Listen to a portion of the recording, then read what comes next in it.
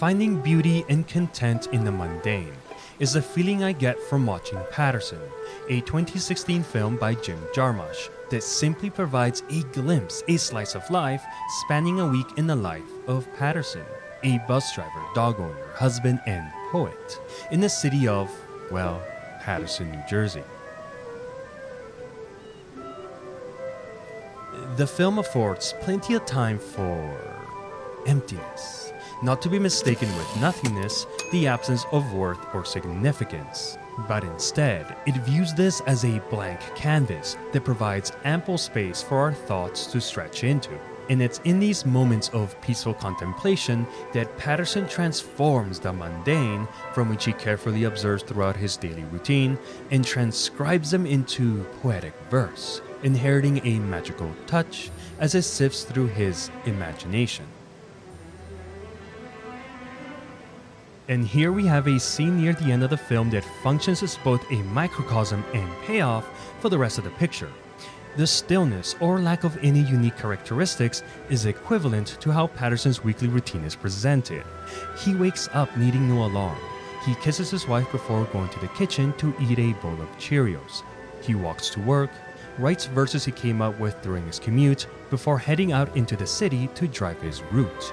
He's observant, catching the ordinary conversations of his passengers, and enjoys spending his lunch hour on a bench overlooking a waterfall. He walks home, fixes the mailbox, spends quality time with his wife, eats dinner, writes some more, walks the dog, and goes to the bar for a single beer. Repeat.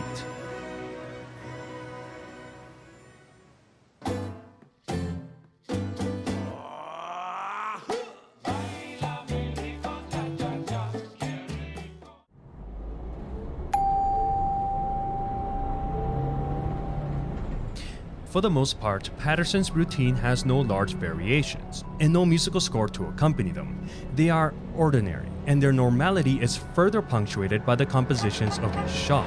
For example, the camera is largely static, only moving to follow a subject or to lead our attention to a specific spot. We are confined within the boundaries of the lens, abiding to the laws of our physical world, or better yet, limited by our three-dimensional existence. And this idea is further explored through Paterson's writing. But the poem then acknowledges there are more. There's a fourth dimension. Time. Then some say there could be 5, 6, 7. Are you okay down here, honey? Yeah. Yeah, I'm finished for now.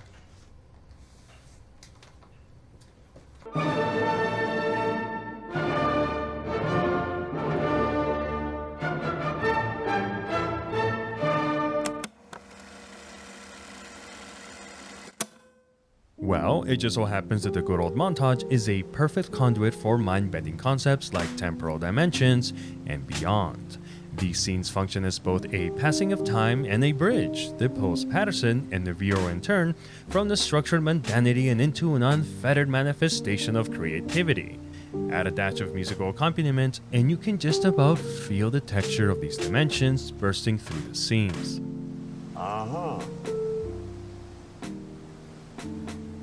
But these are merely imitations of the mind, at least in my interpretation, as how can a being tethered to a three-dimensional world even begin to explain what the fourth, fifth, or even sixth dimension is truly like? These montages are therefore only a representation of Paterson imagining the creative process that exists beyond the confines of his box. So, if we now go back to the scene I spoke about earlier, the one near the end of the film, we'll arrive at a juncture that provides a sneak peek of this dimension beyond our own. In any other movie, this would have little importance, but when there's been a deliberate effort to maintain a certain aesthetic and shot composition, a moment like this, well, it transforms into something more.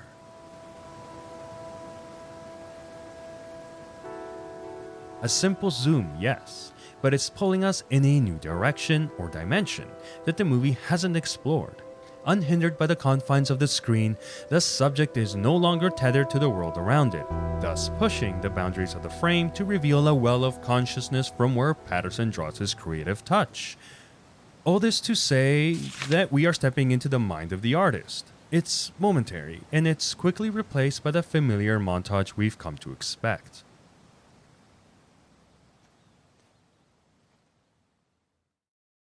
Which begs the question.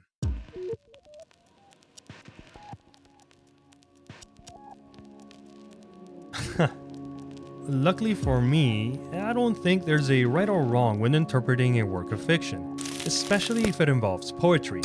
But that doesn't mean I haven't overcomplicated things. You'll likely have your own thoughts on it, so make sure to check out this movie if you haven't already. It's definitely worth the time. With that said, it is fascinating when a movie can make you ponder with so little.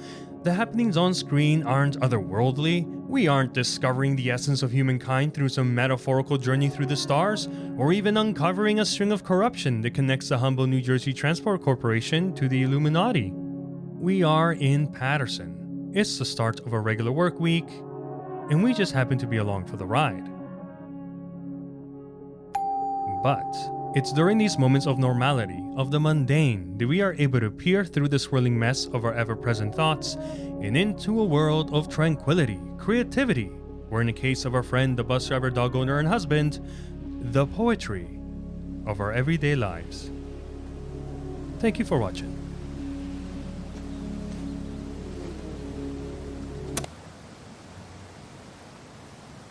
Excuse me. Aha.